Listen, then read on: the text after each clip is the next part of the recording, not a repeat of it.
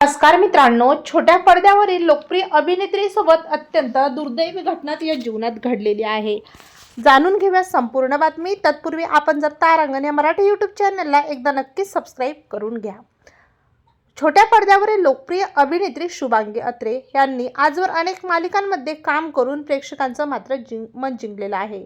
मात्र तिला खरी ओळख मिळाली ती भाभीचे घर भरे या सुपरहिट ठरलेल्या मालिकेमुळे. या मालिकेत अंगुरी भाभी या भूमिकेमुळे ती घराघरात लोकप्रिय झाली. पडद्यावर सगळ्यांचं मनोरंजन करणाऱ्या शुभांगी यांच्या खऱ्या आयुष्यात मात्र अनेक चढउतार आले.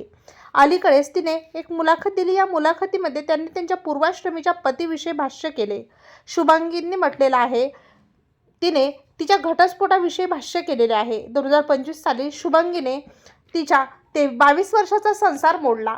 या घटस्फोटाविषयी बोलत असताना तिने तिच्या पतीबद्दल काही खुलासे केले. यात लग्नानंतर तिला तिच्या नवऱ्याच्या वाईट सवयीविषयी समजलं होतं, असंही ती यावेळी म्हटली. आम्ही दोघंही शाळेत असल्यापासून एकमेकांना ओळखत होतो. त्यानंतर एकमेकांना डेट करायला लागलो. माझ्या घरी माझ्या लग्नाची बोलणी सुरू झाली. त्याचवेळी मी त्यांना पियुषविषयी सांगितलं आणि त्यांची ओळख करून दिली. माझ्या घरातलेही लगेच तयार झाले आणि आमचं लग्नही छान झालं.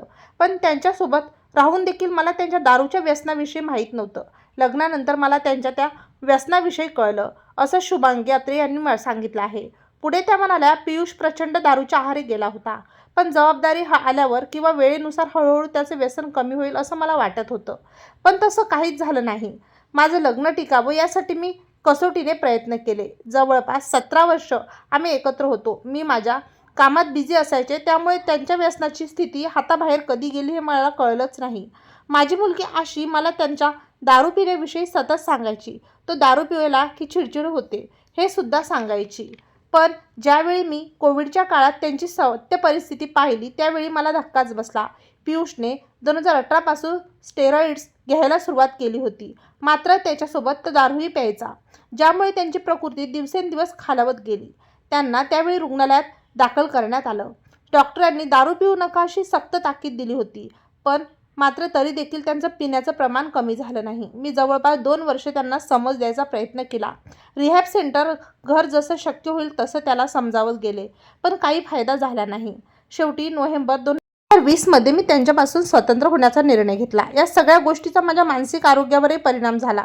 घटस्फोटानंतर मी त्याला आर्थिकदृष्ट्या मदत केली, पण त्यांचं दारूचं व्यसन तेव्हाही थांबलं नव्हतं. शुभांगी आणि पियुषने 2003 साली लग्नगाठ बांधली होती. मात्र त्यांचा हा संसार 2024 मध्ये मोडला. ही जोडी कायदेशीररित्या विभक्त झाली. त्यानंतर पियुष यांचं दारूमुळे आणि मल्टिपल ऑर्गन फेल्युअरमुळे 2025 मध्येच निधन झालं आहे. तेव्हा मित्रांनो, आपल्या तारांगण या यूट्यूब चॅनलतर्फे अभिनेत्री शुभांगी अत्रे यांचे पती पियुष यांना भावपूर्ण श्रद्धांजली.